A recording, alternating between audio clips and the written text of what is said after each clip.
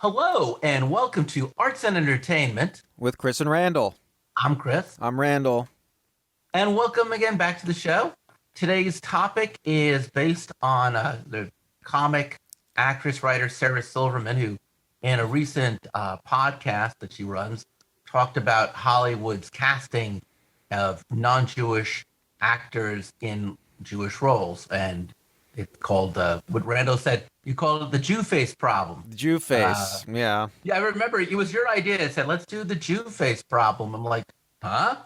But well, I want to say, could I just say, like, the reason I was so I thought this was so interesting is because I watched the Amazon Prime series Transparent, which is really it's a show about a Jewish family living in Los Angeles and their experience, and it's very Jewish, shall we say? It's them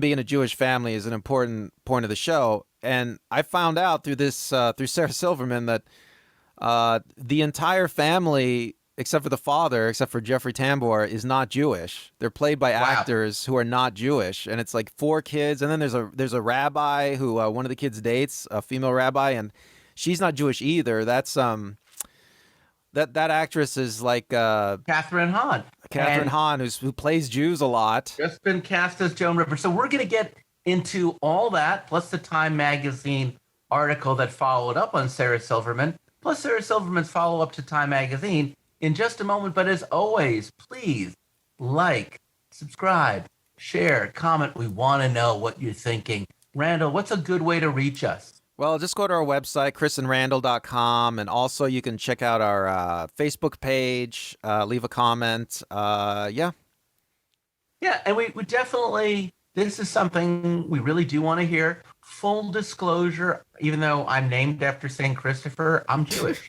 I'm the child of 2 Jewish parents. I'm what's called a secular Jew. So today we are going to talk about something that's a little bit triggering, and I can understand. We're going to have a lot of questions and answers, and I just want to be clear, since Randall isn't Jewish, even though Randall came with this curiosity to the question, a lot of the questions that Randall will ask today are questions that I've actually written. So please don't think that Randall is being in any way, shape, or form culturally insensitive when he asks me these questions. These are the questions I wanted him to ask me so I could give you my perspective on what Sarah Silverman is trying to say and whether or not what she's saying is something I agree with. No Jewish person can be a spokesman for all Jews. She can't, nor can I. But at least she shares her truth, and I will do my best to share my truth. And I want to know what you think, Randall. And it doesn't matter to me that you're not Jewish. I think that what you have to say on this is as valid and to me just as fascinating. So yes, just to go recap, Sarah Silverman says that Hollywood has a Jewface problem when it comes to casting, because there's movies coming out and TV shows coming out about famous Jewish people such as Joan Rivers, that's going to be played by Kathryn Hahn, who is not Jewish. Ruth Bader Ginsburg was played by an actress who is not Jewish. There's a TV show about a Jewish stand-up comic, kind of similar to the early Joan Rivers, also played by a non-Jew, and that this is an issue what they call representation. And her assertion is that Hollywood has an issue with representation. That we all agree with, but it rarely talks about why it has an issue with Jewish representation. And that's what we're going to kind of look at what she's saying and evaluate. So, Randall. Yeah, well, I think that, what do you think Jewface is, first of all? All right, well, that's a great term. So when you first said it, I got to admit, I got triggered. Why? What do you mean? I got triggered. I'm like, oh my God, that's horrible. I'd never heard about it before. But then I looked it up and it's a real thing. And Jewface traditionally is when a Gentile actor plays a Jewish character with exaggerated Semitic features, or as I like to say, demonic features. Last Christmas, we did a whole thing on Scrooge in A Christmas Carol and how in many ways he was like a proto-Jew because Dickens got issues with anti-Semitism. And, he's not a big fan of Christianity and Christmas. But the way that he is normally shown in illustrations back in the 19th century was very much the way Jews, with a beak nose and a pointy chin and a flat forehead. To me, I always felt like Jewface isn't really just exaggerated Semitic features, but almost like, big ears, pointy nose, like however you can make us look like a demon. Now, she's really talking about modern Jewface, and she said one could say that Jewishness, even when you no longer use these very overtly anti-Semitic manners, but when you just simply have Jewishness be something that a non-Jewish actor can just wear like a coat, that is a level of subtle racism. So that's what modern Jewface is. Right. So, I mean, hypothetically, you could argue that Jewface is, in terms of the physicality, like you just said, it's like you're exaggerating features that Jews supposedly have. But the weird thing about this concept is, like you said, it's more akin to a demon than it is actual Jews. Like, like I don't think any of these features are endemic to Jews in general. Like it's right. It's To be very clear, I don't think that's the quality of Jewface that she's addressing, because that doesn't exist anymore. That's socially unacceptable. It is weird, though. I think that those features are associated with Jews when I don't think there's any basis in reality that Jews have any of those features. But contemporary Jewface is more the idea that Jews have a way of speaking. The Jews have a particular hair color. Jews have a particular facial structure.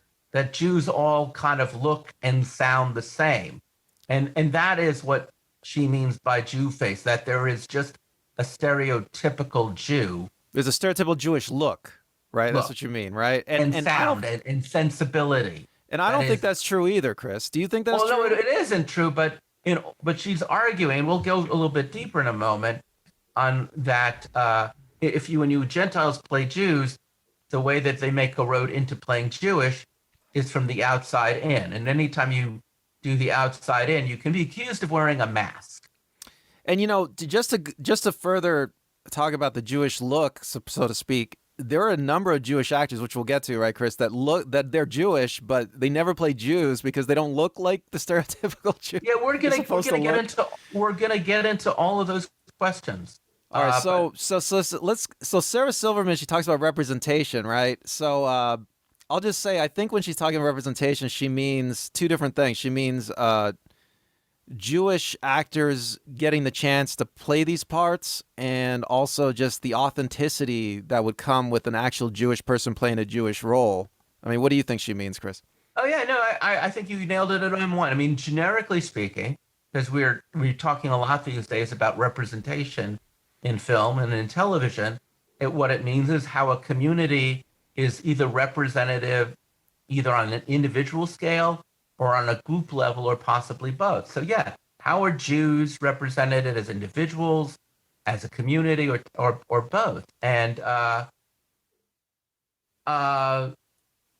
specifically here, you could make an argument it might be slightly different for women than it is for men. I think that representation for Jewish men is not great, but representation for Jewish women, especially in leading parts, is far worse. Okay, so we talked about a little bit about the look, but you might want to expand on that. But what do you think modern Jewface has come to look like, Chris? Yeah, it's a good question. Especially in a show like Transparent. So, representation, as you say, is about authenticity, right? Mm-hmm. So authenticity is to show us what any marginalized group of people really look like in a way that is true to that culture, to that heritage, to whatever it is that makes up that community. It could be their sexual orientation, it could be the way they relate to gender. It doesn't matter. So in this case, modern Jewface is really built around the Ashkenazi Jew. The Ashkenazi Jews are European Jews, as opposed to Sephardic Jews who come from the Middle East. There's we're all over the world. You can You're find 100% Ashkenazi Jew. in That's right, Chris? Africa. I am an Ashkenazi Jew. So Ashkenazi features normally are the stereotypical ones we associate. Uh, and as Silverman says, and she's right, like a Jewish woman will rarely play the reed, but she'll play the sassy best friend, the shrewish ex-girlfriend, the book agent, or as she likes to say, cunty bitches, whom, and then even among Jewish men, you'll see us as like a lawyer, a doctor, but it's like hello, like it's a very New Yorky, very accentuated. Either they come across as like they're working class people from the outer boroughs or New Jersey, or they're nouveau riche people or affluent, but it's always with a particular dialect, Randall, and oi, and they'll drop Yiddishisms, and and they're always they're not athletic, they're brainy, they're neurotic. It's a very it's just one slice of a very large pie. Even when it's done accurately, it's still one slice of a very large pie. So, well, there's an emphasis when you say on like an outsider status, on being an other, being different than the mainstream. And I guess one of the things about Jewface that is an issue is and this I think is true for a lot of marginalized communities. There's this concept we use in the Jewish community called too Jewish. And it can mean that joke is too Jewish, that story is too Jewish, but it can also mean that person looks too Jewish. What does that mean? Well, like a lot of marginalized people, part of the Jewish culture has a lot of self-hate. So sometimes it's that Jews themselves would prefer to see themselves as idealized Christians, and they want to assimilate so badly, they want to eradicate what makes them Jewish. Or it could be Gentiles feel who are in the casting process who are not Jews that, if we get that somehow Semitic features are just not as attractive as non-Semitic features, and no one can be that attractive. So, why Hollywood cast non-Jewish actresses that, to play Jewish leads is because sometimes they can control the level of Semiticness that they project. And that's kind of like really, I think, where it's at. So that's in a strange way almost the opposite of Jewish face, but it's just as pernicious because it promulgates the idea that defined Jewish features are less attractive and can only be appreciated in small doses. Does that make sense? Yeah, well, you said something interesting earlier. Let me ask you a question about it. Do you believe Ashkenazi Jews have like a look? Do you believe there is a physical similarity with Ashkenazi Jews, or there are Ashkenazi Jewish features? Yeah, do you believe of course, that's true? Because they're Eastern European features. You know what I'm saying? I mean, yeah, I obviously so. People who are all from Eastern Europe and Central Europe are going to have physical features that are similar. But I wouldn't say that the Jews from that region are different physically than the other people from that region. I mean, would you say? No, not at all. They're not different at all. And there's variety. Everyone assumes that Jews only have dark hair. Some Jews have blonde hair. My mom has blue eyes. My grandmother had blue eyes. So. And they're 100% Ashkenazi. The 100% Ashkenazi to whatever that means. I mean, Jews who are Ashkenazis are by nature not, I would argue, 100% Jewish because, we've been around for about 800, 900 years. There, certainly have been non-Jewish people in our bloodline, which maybe accounts for variety. But Judaism is weird because we're a culture, an ethnicity, and a religion. So you don't even have to be born Jewish or of Jewish parentage to be a practicing Jew. I know that makes it really confusing. And I feel like in a strange way, I'm probably making it harder to answer your question. Well, I think in a lot of ways, I mean, yeah, it's confusing for people what exactly it means to be Jewish, but I think in a lot of ways, there's not a lot of borders when it comes to being Jewish, and I think that some of the stereotypes you see in Hollywood are their constructions. I mean, am I crazy to say that, Chris? No, you're absolutely right. I think you're again. I think Randall, everything you've been saying has just been spot on. Yeah, I mean, yeah, absolutely. Okay, here's a question for you. Do you think Jews are really a minority because they're white and successful? You asked me to ask you that, Chris. And I did make, by the way, I wrote that question, so that's what I'm saying. Like, I literally, it's like Randall never was going to say that. That's me writing for Randall. So please, folks, don't say, oh, that Randall, he's such an anti-Semite. No. So, can I say something about that question, Chris? Yes, please. I've known many Jewish people in my life, and I wouldn't say all Jews are like financially successful. I mean, I think there's Jews at all sorts of different. Of course not. And again, thank you for being a good sport, Randall. Sometimes I feel like I'm writing, a play, and I'm deliberately casting you as the villain. So I'm so sorry.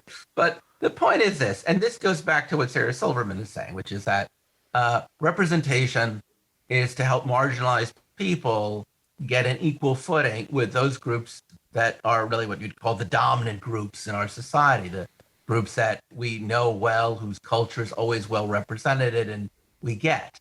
And because it's just generally easier to see other groups as underrepresented and marginalized because you can look at other elements like, for example, skin color, class, ethnicity, what have you. But, from a distance, you look at me, you don't know my religion, you don't know my background, and you just say, hey, here's just another white guy. And while it's true that, Jews, much like many other ethnic groups, have done well in academic and socioeconomic pursuits, it's still just one element of all Jews. And it doesn't need to be held against them. We're still a minority. People really don't understand us, and we're not being represented properly. I mean, yeah. Well, when casting Jewish characters, is it appropriate to go with colorblind casting? Should actors be able to play anyone? Yeah, and this is a great question. And Silverman acknowledges that, what's her name? Hahn. What is her first name? Kathryn? Kathryn Hahn is talented. And, she'll be a great Joan Rivers. And I would say, in general, as someone you've taken acting, I've done acting, yeah, an actor's toolbox. No, an actor should. Not just, absolutely. In order to be a good actor, an actor should know how to play everything that isn't them. They should really understand how to be that. So, yeah, actors should absolutely, and colorblind casting is wonderful. I'm all for that too. However, this is what I'm trying to say here is that, there are so many talented people in all of the marginalized groups. There's such a vast array of really talented actors and actresses in every underrepresented groups who often can't get cast because they read as being too much of their own religion or ethnicity or orientation, that it limits sometimes what they get cast for. That preference really should be given to Jews playing Jews because in fairness, a lot of times some very good actors who are Jewish can't get cast as a Gentile because they read too Jewish. Well, what about the authenticity problem? I mean, if a non-Jewish actor plays a Jewish character, it's like, where's the kernel of truth in their performance? Yeah, I do think that Jewishness can be learned. I think a good actor can spend time, can get to know Jews, can observe them, can be really appreciative of the culture. I think most people who become actors are fairly liberal, socially progressive people, but they're coming from a place of reverence. And, the worst version of this would be to see Jewishness as a coat, something you just put on. I'm not saying this is true for every actor who plays a Jew at all, but one of the things I You remember the movie Shine that came out in Yes. the 90s? Yes. So, interesting film. It's about a real pianist composer named David Helfgott who suffered from mental illness. And the movie is split into two parts, one where he's a young man, and the other one when he's played by an older man. Jeffrey Rush plays the older man, and the younger man is played by Noah Taylor. Neither of them are Jewish in real life. And I guess Noah Taylor has played a lot of Jews. And during an interview in 1999, someone had asked him, like, why do you play Jew? You're not Jewish, but people think you are. And he replied, actually, people often assume that I'm Jewish. I'm not, but there's just that odd Jewish thing in me. There's just that odd Jewish thing in me. And I'm not calling him out as an anti-Semite. I'm just saying the otherness of Jews. That's a ridiculously insensitive thing to say, and it shows a certain blindness towards Judaism when you think of it as the odd Jewish thing. Well, what do you think he means by that? Do you think he means that he just doesn't look quite white or something, or what is that what he means, or is it just physical? It means that his understanding of Judaism is still pretty underdeveloped for someone who just played a Jew. That's really what it means to me. What it means to me is that he sees this as some sort of element or aspect, but in a way that, I just read that way, which reduces Jewishness to a series of hair color, facial mannerisms, and tics, or sensibility. It's not inherently racist. It's more subtly, subconsciously ignorant. That almost is a perfect description of Hollywood's attitude towards Jewish characters, right? Yeah. Okay, so do you think Jewish actors play Italian Catholics a lot? What do you think about that? Yeah, and you raise a good point. I mean, Jews can play and have played all sorts of Christians, but for whatever reason, Jews often get cast as Italians. And just because my name is Chris, I got to tell you, most people who don't know that I'm Jewish always assume that I'm Italian. I read it. It's just an odd Italian Catholic thing in me, to paraphrase Noah Taylor. So, yeah, Jews do play Italian Catholics. Italian Catholics are often the go-to to play Jews. I mean, you look at a TV show like Everybody Loves Raymond, and Peter Boyle, Jewish. Doris Roberts, Jewish. Brad Garrett, Jewish. Three Jewish actors playing the father, the mother, and the brother of Ray Romano. I mean, it's kind of ridiculous. But this does go back to my point, which is that there are lots of opportunities for Christian actors to play Christians. There may not be as many opportunities for Italians to play Italian Americans, but certainly they are more than 1.5% of the population, and they can, certainly as Catholics, they're a larger part of America's community, so they have more options. So why I would say, and this is the thing I feel about, I'll make this side argument by example. I saw a production years ago of Othello, where not only was the actor who played Othello African American, but the actor who played Iago was African American. And I was perfectly comfortable with that because in that scenario, it's fine for underrepresented people to play non-traditional parts because it allows us to see what they bring to it. It really comes down to, on some level, when you're dealing with representation, just providing opportunities. So, yeah, I think in general, Italian Catholics have had plenty of opportunities to play Italians, to play Catholics, to play Irish Catholics, or to just play Christians in general. So I know that sounds inherently unfair, but the argument I'm making is really people who don't have a lot of opportunities deserve more opportunities, and people who have a lot of opportunities, they don't need as many. Okay. And I'll look at this from a Jewish perspective. Mm-hmm. You were going to say? Oh, I was just going to ask you another question. Why do you think Jews? Okay, so we know that in Hollywood, there's a lot of Jews who work in Hollywood. Okay. Oh yeah, We both agree. writers, casters, producers, directors, And this is, representation behind the camera. and by the for way, I Jews. want to say that this is Perfect. because I just want to say that this is because when the industry started back in like 1900, there were a lot of Jewish immigrants who came to America, and Hollywood was a burgeoning nascent industry that establishment people weren't interested in. And so you had a lot of Jews in those days go into Jews founded movie Hollywood. theaters.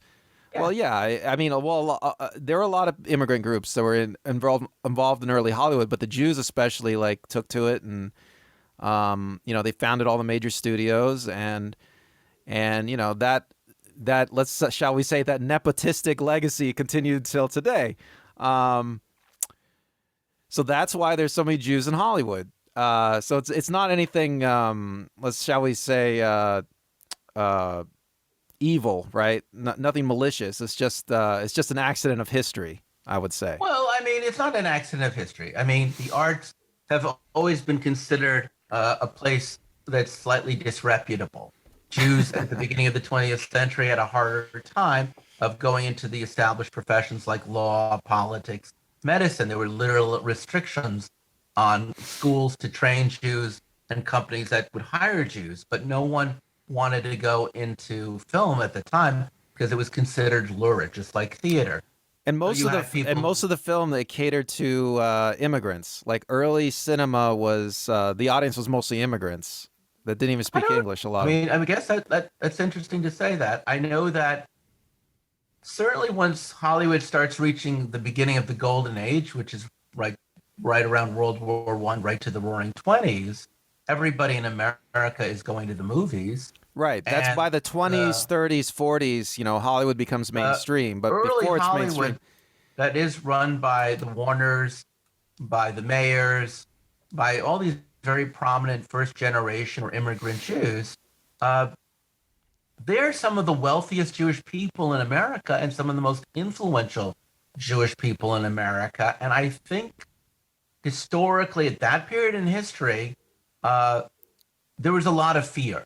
I think that Jews in general, I feel, and I think we get very nervous whenever we get too much of the spotlight on us, especially in that particular period of history where anti-Semitism wasn't even a bad thing. That was just the law. There were just places in America where Jews could openly be discriminated against. So, yeah, I think that, you think of the early Hollywood actors who had their names changed, like Kirk Douglas, so that they could sound more Gentile, and I do think there was a lot of fear of being seen as too Jewish, not just in an ugly sense, but in a fear that, people would stop going to the movies if they knew a leading man was Jewish, or people would see Hollywood as being even more anti-Christian and immoral if they were aware of the Jewish sensibility. And so I think that's early Hollywood. And even though today we don't have those same fears, I still think there's still a fear from the producer's angle. I think there's three different things going on, right? So I think from a producer's angle, I think there's a fear that if an actor reads as too Jewish, he won't play well in the Midwest or the South. She won't play well in Peoria because the majority of America is Christian, and something that comes off as too too Jewish will alienate Christians. That's the first fear. Then there's the next fear, which is, that's the first fear. And then I think from an actor's perspective, I think we have a number of prominent actors who just happen to be Jewish, but they don't like to play Jews because they're afraid that once they do, they'll never play a leading lady again. You saw Schindler's List, right? Mm-hmm. Yes.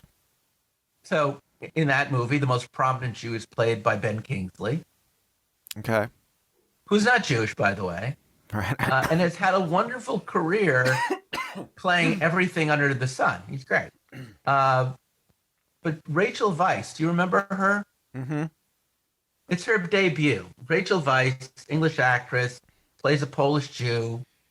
beautiful. She ends up, her character as becomes a romantic, unfortunately, in a bad way, prisoner of the Nazi guard, the Nazi who's running the camp, played by Ray Fiennes. Anyway, if you look at her career, she's an attractive woman. She's a very strong actress, but she rarely gets to play leading ladies for the very reason that I think that she got so branded as a Jew by playing a Jew that it limited what she could go out for. You believe that's true? Yeah, All I think right. that's a real fear that a lot of the more prominent Jewish actors have. All right. Let me ask you, how does this affect the way Jewish audiences see themselves? This stereotyping of Jewish characters in Hollywood.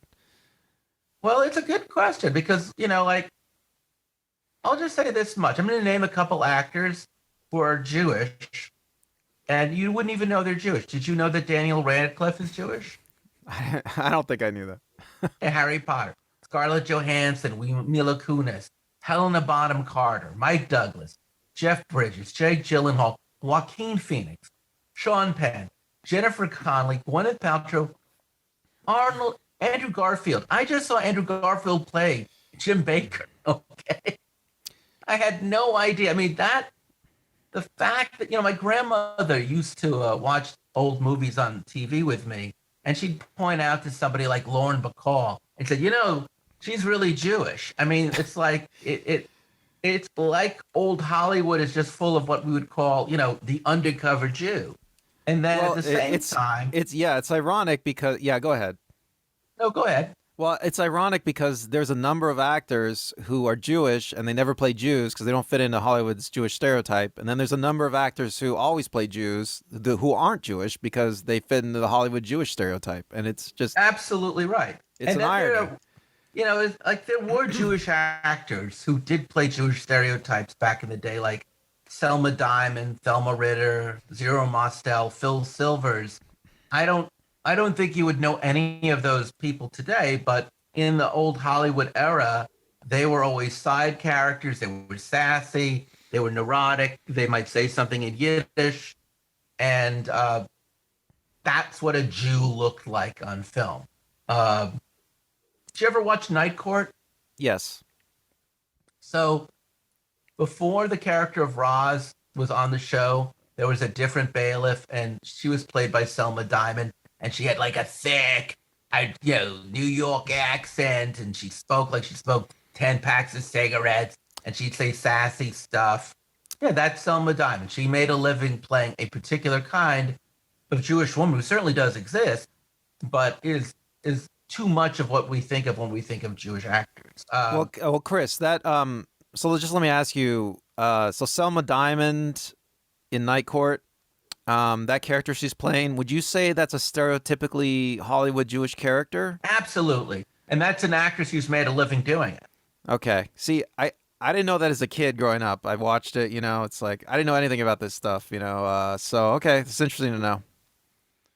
Yeah, and it's interesting, too, because like the Safadi brothers, who I think are some of the best movie makers, writer-directors about the Jewish experience, who, to their credit, cast Daniel Radcliffe as a Jew because he's a Jew. So much props to them. No, that's not right. They didn't cast Daniel Radcliffe. It's he's not Jewish, so I totally am wrong. Are you talking about Adam Sandler? No, the one from Twilight who plays a vampire. Yeah, I can't remember his name. First movie they did, they cast him. Anyway, but Uncut Gems is great because, Adam Sandler is just playing a real Jewish guy who is not every Jew, but a particular Jew who sells diamonds in New York City, who's middle class, but who's got a wife who's Jewish, played by Adina Menzel, who's Jewish. And, his dad is played by Judd Hirsch, who is Jewish. And, it's Jews with Jews. But Eric Bogosian plays the older stepbrother who is the closest thing we have to a heavy for the most part. He is the one who's kind of corrupt, who is threatening and menacing. Now, I love Eric Bogosian. Eric Bogosian, I met him, sweetest man ever. Eric Bogosian is one of those actors like Anne Devere Smith who can literally play every human being in the world. Old men, young ladies, British, anything. He is just a chameleon, and he is superb and scary. And I've playing a Jew, and in fairness, he's an Armenian actor. And as bad as it is for representation for our Jews in Hollywood, I have never seen an Armenian character ever in Hollywood. So part of me is like, dude, give the Armenian actor a chance to play a Jew. It's okay. They don't get a lot of and in that sense, I'm like, yeah, I'm not going to disagree with you if that's the argument you would have made, but I just think that role would have been different if it had been played by a Jewish actor like Liev Schreiber, who's very threatening, Corey Stoll, who's very threatening, or if they wanted to go older, then Sean Penn, who I think would have been great as the older brother-in-law. Yeah, as you said before, with Transparent, right? I've met Jill Soloway. She's Jewish. She is not just Jewish, but she belongs to several marginalized communities. I agree with you. Right? You were watching Transparent. You thought they were all Jewish, didn't you? Yeah, so there's 4 kids, I think it is, in the family, and then there's like a rabbi character, and none of them are Jewish.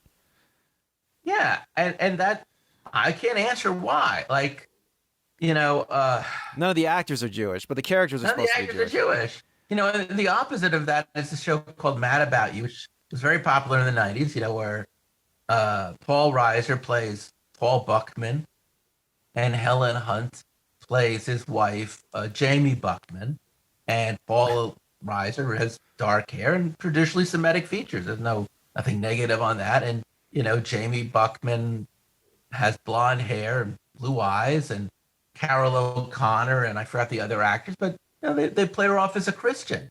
And this is something even that Sarah Silverman had mentioned, which is, why is it that you never, ever see a TV show where a Jewish man is allowed to be married to a Jewish woman? And I got nothing wrong with interfaith relationships. I'm in one.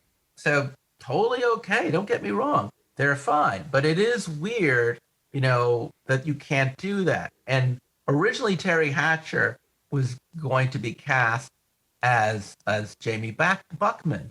But I remember meeting the co-creator of Mad About You, and he was like, he really wanted Helen Hunt because, and it's an interesting thought. I mean, what would have it looked like if you had a brunette-haired woman playing a brunette-haired man's wife, right? Everyone would have to assume that she's Jewish because dark hair, right? Even though she is definitely not Jewish, she reads more Jewish than Helen Hunt. Well, Helen Hunt's grandmother is Jewish in real life. So actually, the hysterical thing is that she's really Jewish.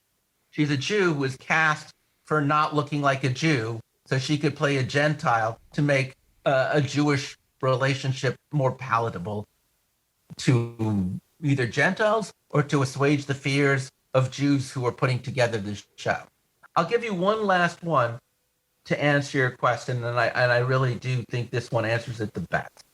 And I hate doing this, but I think this really answers your question. So, 40 years ago, there was a movie called Chapter 2, written by Woody Allen. Based on a play by Neil Simon, and the screenplay is written by Neil Simon. I forgot. I think Herb Ross directed it. Anyway, in real life, Neil Simon lost his first wife to cancer. He went through a very difficult period of his life, and then he found a new woman. He fell in love. That one was Marsha Mason, and he wrote a play about coming to terms with losing your first wife and being available to be in love with someone new. And he made the movie, and he cast Marsha Mason in the Marsha Mason role, which is great. Makes sense, right? Mm-hmm. And then he cast James Caan in the Neil Simon role. And I remember my mom thinking how ridiculous it was that Neil Simon would think that James Caan is a double for him. Now, we had this discussion yesterday, so I apologize. There's no surprise for you. But, it's just really sad that your mother didn't think that James Caan was, one, Jewish, and number two, that Neil Simon could be a large, hulking kind of guy, which he is actually, because you've seen him Yeah, in real right. life, right? I saw him in real life. So, that's the point. James, my mom saw James Caan as this sunny Corleone, this very muscular, tall, heavy sexy dude in The Godfather and other things. Always a Gentile, always very physical.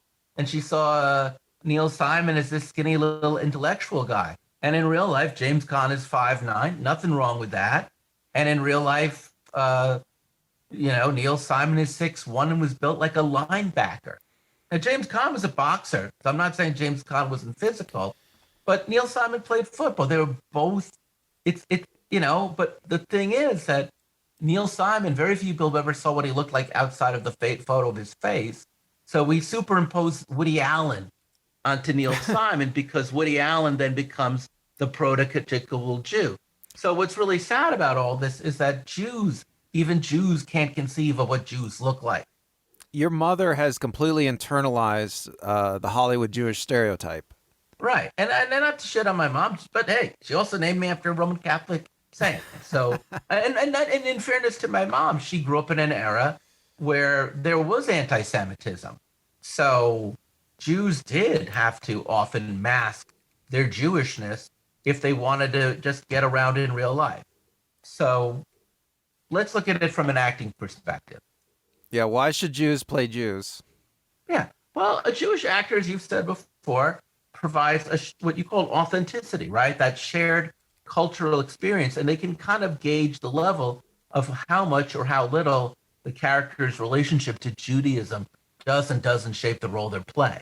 Whereas a Gentile actor, I feel, risks either being too reverential or too indifferent to the aspect of Jewish identity. And we, for those of you who are watching this on YouTube or on Facebook, at the bottom, one of the things we're going to have is a clip from, I think it must have been in the early 80s, in England. One of the most problematic characters to ever play, who's Jewish, is Shylock from The Merchant of Venice. You're right. He's the villain in The Merchant of Venice, isn't he, Randall? Mm-hmm, that's right.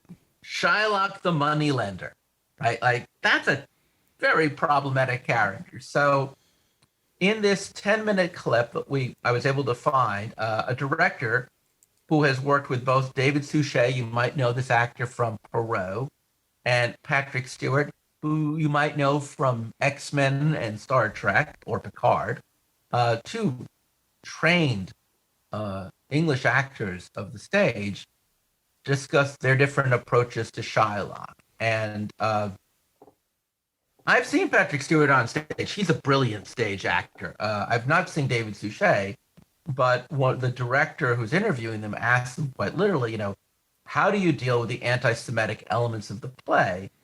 And, I think both of them come to that same conclusion that Shakespeare is not anti-Semitic. Shylock is not an anti-Semitic character. There is a humanity. And then you get into like, well, how do you play? How do you approach the role? And you remember what Patrick Stewart said? He says, when he looks at Shylock, he doesn't want to make him too Jewish. He thinks of, this is great to hear Patrick Stewart saying this, an alien, an outsider that happens to be Jewish. So when he approaches Shylock, he thinks money is very important to him. So he wears very dirty clothing because why waste your money on clothes? But on the opposite, he avoids all Jewface. Nothing, he doesn't have his hair or nose or facial features altered. He wants to use himself as he looks to play Shylock so the people in the audience can relate to the universality. He doesn't want to give him a Jewish accent. He actually has him give an English accent, a class accent that's even classier than the average English person because he wants to show how hard he's trying to be assimilated. So what do you think in the abstract about that approach, Randall? Well, just my gut tells me that it's like the wrong move. Shylock should be as similar to the people around him as possible. I mean, that's a mistake. That's the mistake that Hollywood makes. You know, they try to take Jewish characters and they make them an outsider. They try to emphasize their outsiderness. You know, when we're all living right here together. You know, Well, I mean, it's almost honestly, silly. to me, I actually think that's a very kind way of doing it, and I It love is that. though. You Yeah. think I Yeah. like that? It totally not offends me. I actually have to admit, if Patrick Stewart, who's a great interpreter of Shakespeare, does Shylock that way, I think that's the best choice that Patrick Stewart can make. But Well, it would be David ridiculous Such- to put on the prosthetics like some right. actors in the past have. I Whereas, mean, right. So David Suchet, who is Jewish, does the difference. So Stewart says, Stewart thinks of Shylock as an outsider that happens to be a Jew. And Suchet counters the opposite, that he is an outsider because he is a Jew, not happens to be a Jew, but the very fact that he is a Jew is why he is an outsider. And Suchet says that the Jewish element is unavoidably important. Shakespeare never lets you forget the word Jew is used towards Shylock 22 times. So what he does is supposed to stress that is for him, he wears very wealthy clothes. Instead of money, he over accentuates the form. I'm sorry. So for Patrick Stewart, what he stresses important is that money matters to him, and that he is cultured and he can assimilate on his voice. Whereas Suchet believes the voice needs to be even more foreign, even more different, and that Shylock is proud of his Jewishness, and he wants everybody to know it. And he wears expensive clothing because he sees himself as a man of high status, and he's willing to exploit his Judaism if it is necessary. To which Stewart replies, "Isn't that dangerous?" And Suchet says, "No, that's human behavior." And that's the difference in a nutshell, right? Like, part of an actor's job is to show you all the colors of humanity, including a Jewish character using his Judaism to get what he wants in a scene. well, it gets to the authenticity problem with non-Jews playing Jews. You know, Suchet can be way more authentic. He doesn't have to worry about being He doesn't have to be anti-Semitic. deferential or reverential to Jews. Now, I hate Right. to use this word, and it isn't really to do with Jews, but something we've talked about is the magical Negro. Yeah. Yeah, so you make a character. There's a lot of Hollywood movies. You know, it's been criticized over and over. You make a character who is like, it's played by a black person, but they're a character. It's a character that has superpowers and is perfect and is practically a god, right? Yeah. And it's a lazy kind of casting and writing because you don't want to make. They're trying to give a part to a black actor, a black character, but the character is not a real person. It's just a plot device. Right. And that's kind of what the downside of contemporary Jewface is. Most people who are actors, they're handicapped to how far they can go because they have to know that, look, part of being a Jew isn't just being a good, smart, wonderful, loving person. It might also be that there's a certain kind of vindictiveness that is the way Jews express themselves. There's a certain kind of pettiness that is the way the Jews express. And now, again, I'm Jewish. I can say that, and no one can be offended, or they can, but it's screw them. I own my experience. You know, I'm a storyteller, and I produce storytelling shows. And years ago, I did a show called Jews Lie, stories about lies within the Jewish community. And I got a lot of blowback from that because people thought I was being anti-Semitic. I'm like, no, I just really wanted to deal with the lies that Jews tell themselves, because I really feel that, you know, you can't really tell the story of a marginalized people unless you're willing to both deal with the good and the bad. And this is what happens when you start treating Jews as the other. The last thing I wanted to say, and unfortunately, it's not even relevant to the last sentence, is that America has such a whack concept of what a Jew is based on fake Hollywood that when I tell people I'm a New Yorker, I'm a Jewish, and I'm a writer, they'll always say to me, I bet you write like Woody Allen or Neil Simon, as if Woody Allen and Neil Simon is the only kind of writer New York City or Judaism can produce. I was born 30 years after them. I grew up in a completely different environment and different time. I don't write about the Jewish experience. It's just not where my head is at. I wish I should be so lucky to have their money. But, the fact is people just pigeonhole you in that conceptual box because of the conceptual box. So part of this, I guess we have to ask, what is the solution about Jews playing Jews? Right. You think the 1970s was a breakthrough for Jewish representation in movies? It was because, again, that is when Neil Simon movies became big. His plays were around in the 60s, but his plays became bigger in the 70s. Same with Woody Allen. They did create opportunities for Jews. And you start seeing actors like Barbara Streisand, who's Jewish, playing real life Jews like Fanny Brice, who is Jewish. You have people like Elliot Gould, Dustin Hoffman, Goldie Hawn, Alan Arkin, Gene Wilder, Carol Kane in Hester Street. Hester Street's a great movie. It's just done its 50th anniversary, which is about a Jewish immigrant woman played by an attractive young lady and written by Joan Mencken Silver. You started seeing TV shows where Jews were being mainstream. Paul Michael Glaser played a Jewish cop named David Michael Starsky on Starsky and Hutch, and they at least said that Jews could be cops. Like that's all I got growing up in the 1970s. The only Jewish character I got, it wasn't like a lawyer or a doctor or an artist, who was just someone who could throw a punch and fire a gun, was Paul Michael Glaser. That's it, from Starsky and Hutch. Jewish men were allowed to play Jews, but on TV, not as much. Rhoda is played by Valerie Harper, a lovely woman, but not a Jew.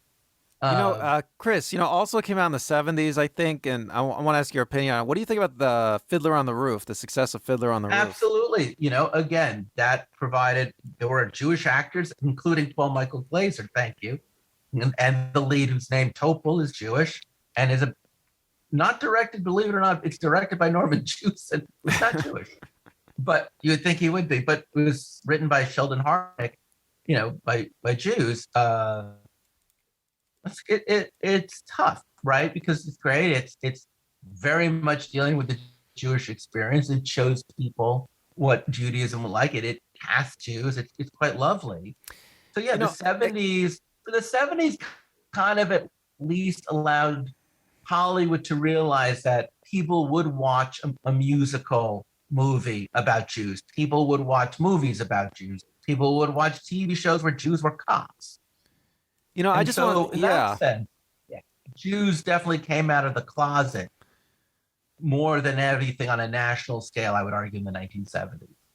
Okay, and I just want to add that I think the solution of Jews playing Jews is a good one, but I think like movies like Fiddler on the Roof and even the TV show Transparent, it's like the idea of you take a marginalized group and you let them play all the roles. You make it something set within that community. All the roles played by those people. I think it provides a better kind of level of representation and authenticity, because when you make a project where one of the characters is Jewish, shall we say, or one or two, like Shylock, okay, you end up the character, it becomes a question of what you're doing with that character. It's very easy to skew that character into some kind of weird stereotype, or even for the audience to think of it that way. I mean, it's not a good idea, right? I mean, stuff like Fiddler on the Roof, it's like it works a lot better for representation, wouldn't you say? So do you think Sarah Silverman is correct then in her argument? I mean, I'm sure we both do at this point, right? Well, Sarah Silverman argues that Jews don't matter. Hollywood doesn't consider them a marginalized people, and that Hollywood is going to keep on taking people whose characters were very Jewish, like Joan Rivers and Ruth Bader Ginsburg, who overcame adversity as Jews, and their stories are Jewish, and yet Jews won't have the opportunity to see their own hero played by their own people. And certainly, if you're going to make a movie about Malcolm X, you're not going to get, a white Parisian guy to play Malcolm X or Martin Luther King. So, we can see that why it's so wrong in any other ethnic group, but we can't see why it's wrong when you're talking about someone like Ruth Bader Ginsburg, who did break ground not just for women, but for Jews. Same with Joan Rivers, why it's important to have those people played by Jews. And it's very sad. And you talk about authenticity, and I think, when you said authenticity, even though she doesn't use that word, I honestly think you nailed it even in a way that she didn't, which is there are times, I don't think she's 100% right in that, look, American Crime Story, which is produced by Ryan Murphy, who's not Jewish, to his credit, he's covering the Lewinsky Clinton scandal. Mm-hmm. And he cast Benny Feldstein, who is the sister of Jonah Hill, as Monica Lewinsky. Mm-hmm. Now, Benny Feldstein is a young Jewish girl from Los Angeles who's in her 20s, playing a young Jewish woman from Los Angeles in her 20s from 20 years ago, 30 years ago. And I do think there's a lot of shorthand, and I think that there's a lot that she can bring to that performance because of that. What do you think, Randall? Does that illustrate what you're saying about authenticity? Well, I think what I'm saying about authenticity is, you can have an actor play anybody, okay, but for a non-Jewish actor to play a Jewish character, they have a longer road to walk. They have to go a lot further in their approach. Yeah. When you have and also too, when I say authenticity, it's like there has to be a kernel of truth, in when you're making art. I feel like there has to be some kind of kernel of truth somewhere, some basis in fact, So when a non-Jew plays a Jew, it's like, sure, they can observe Jews and watch how Jewish people act and live and talk and everything and dress, but they will never truly really know what it's like to be Jewish and what it's like to live as a Jewish person. So they're just speculating. Yeah, and I think other examples of what you're saying can be seen very recently, right? Last year, the movie The Trial of the Chicago 7 came out, and Sacha Baron Cohen was cast as Abby Hoffman. Not only are they both Jews, but Sacha Baron Cohen is an irreverent political trickster comic. Abby Hoffman was an irreverent trickster comic, a radical, true, but they both, if you look at the life of what Sacha Baron Cohen has done and what he'll be able, his understanding what Abby Hoffman is doing, not just in look, in tone and temperament, it works really well, doesn't it? Well, yeah, Cohen's great. Cohen's great in that role. If you watch clips of the real Abby Hoffman and you see the clips of Cohen, they're identical. Yeah, he's inhabited that character. He's done a great job. It's brilliant. He spent like 10 years. He spent forever on. I know he spent originally this was going to be directed by Spielberg 10 years ago, and he watched he did 100 takes just to get it right. And he's always been attached, but it's great because there is a middle ground that he can meet him at. And I talked about Scarlett Johansson. She normally always plays Gentiles, but in Jojo Rabbit, she plays a Polish Jew, and she's great in it. And Adam Sandler, as I said before, in Uncut Gems, just leans into the world that he's from. He plays a contemporary Jewish man who's different than Adam Sandler, but certainly in a world that Adam Sandler knows, a certain kind of middle-class sensibility. And, Sacha Baron Cohen was nominated last year. The year before that, Scarlett Johansson and Adam Sandler were nominated. So these are people who were nominated for the Academy Award because they were able to find some kind of real, as you say, authenticity, right? Yeah, and to say, Uncut Gems goes to the point of what I'm saying about having like the whole cast be Jewish, all the characters be Jewish. I mean, you have in Uncut Gems, Adam Sandler is free to play a not very nice person. Yeah. Yeah. Because he's surrounded by other Jewish characters and actors who can be different. Right? He's not forced to represent Jewish people with his one character, right? Yeah, and that's the burden is off of him. I mean, the downside of this is it's been literally 20 years since Adrian Brody won an Academy Award for The Pianist, where he played it. He's a Jewish actor playing a real life Jewish pianist and composer, but that was 20 years ago. And no Jew has won, no Jewish actor has won for playing a Jewish person in the last 20 years. And, even Sarah Silverman admits she's just doing a movie about her life, and she cast a Gentile to play her mom, but she assumed was Jewish based on previous work. And I think the solution is really both Jews and Gentiles are going to have to work together to make a conscious choice to cast Jewish actors and actresses as Jewish people. And that also means that A-list Jewish actors who I mentioned earlier, the Scarlett Johanssons, the Mila Kunises, the Andrew Garfields, the Daniel Radcliffes, they're going to have to stop being afraid of exposing their Jewishness on screen. Hollywood always needs to be held accountable when it comes to representation. And I do think, Randall, obviously, I want to be really clear. Representation of marginalized groups, yeah, I think there are many more groups who suffer more than Jewish people, Jewish actors, and Jewish stories, no doubt. I'm just saying that I can't make the argument because I chose my own community because I can speak to the Jewish experience. But clearly, I don't really feel comfortable speaking to another experience. But I know, you're Amerasian, right? You're Filipino on your dad's side, is that right? I'm Filipino, Chinese, and Caucasian, yes. Right. So I have never seen a single TV show or film about the Amerasian experience. Well, it's tough being a mixed race person, Chris. I think Andrew Cunanan, who killed Versace, is like the only the only mixed race Amerasian person that's ever been depicted in media. Who was played by Dean Cain, who was actually Amerasian. And by the way, that miniseries, I can't remember the name of it. What is it? The Killing American of Versace? Crime. I think that was American Crime Volume 2. That is really good, by the way. It was really well done. You guys have Dean Cain, who played Superman, which is awesome. Right. And you have Keanu Reeves. Keanu Reeves, yes. Well, they both pass, and they play leading men. So, and there's also The Rock. He's Oh, you're absolutely right. The Rock. Yeah.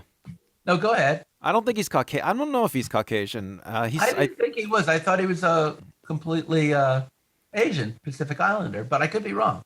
And I think he's Samoan. I think he's Samoan and black. I'm not sure though. Wow. I have to look it up. But so for you, this must. I would turn the question to you. Comparatively speaking, I would be the first to admit as a Jew, I've had a much easier go. And by the way, I do want to stop for 1 second because I realize there's something inherently racist. I have been talking about the white Jewish experience, but there are so many biracial or just straight up black Jewish actors that no one talks about. Like Tiffany Haddish is Jewish. And then you have these great biracial actresses like Tracy Ellis Ross, Maya Rudolph, Rashida Jones. I'm forgetting one more, and I apologize. I wrote it down, and then I forgot. Maya Rudolph, Rashida Jones, Tracy Ellis Ross, Tiffany Haddish. You have, and I would love to see any of those women play Jewish people as they are Jews. And no one ever thinks of them as Jewish because they look at their skin color and they go, no, Jews have to be white. And not just white, but they can't be biracial. They have to be 100% white. I am seeing, especially in TV commercials, more mixed race and mixed race families. I mean, it is getting interesting. I mean, I have cousins who are biracial. I have cousins who are Amerasian. We're all Jews, and yet no one ever wants to talk about that experience at all. It is interesting. I mean, Drake too. I forgot Drake. Hollywood has shied away from any kind of the entertainment industry shies away from any kind of mixed race kind of content. I mean, it seems like every entertainer has to be put into a box of some sort. Have you ever seen Lenny Kravitz or Lisa Bonet ever play Jews, even though they're both Jews? No, I don't think so. Or Zoe Kravitz? I mean, we have all these Jewish actresses of color, and yet they're never allowed to embrace their Jewish nature, their Jewish heritage. Well, Hollywood entertainment doesn't like entertainment likes simplicity, right? They put everybody into a box, and they don't like the ambiguity. I mean, I guess that's part of I don't know. That's part of what mainstream audiences like in entertainment. Well, sometimes we have solutions. Sometimes we have a resolution. All I can say is I'm hoping that there'll be more accountability, and as we evolve as a society, there'll be greater representation for all marginalized groups. Yeah, just all we need is more authenticity. I think you cast people, more match. You cast actors who match their characters as much as possible. I think is the solution, and and you maybe let the actors have some input. You diversify the writing room. I really do believe in diversity, Chris. I mean, No, and I agree too. And I forgot to mention this, but like if people say, well, actors can play anything. That's true, but no matter what an actor plays, including Meryl Streep, they always bring their own unique sensibility to every role they play. And that's a good thing. An actor shouldn't give up what makes them specific. But you really, as I said before, it's not a question of talent. It's a question of exposure. So with that, that's all I got to say. Randall, you have anything else you'd like to add? no, I think we covered it, Chris. All right. Well, I'd like to thank Sarah Silverman for bringing this topic up. I have no idea if we'll ever meet or if you're a fan, but if you have, great. Until next time, I'm Chris. I'm Randall. Talk to you later. All right, bye.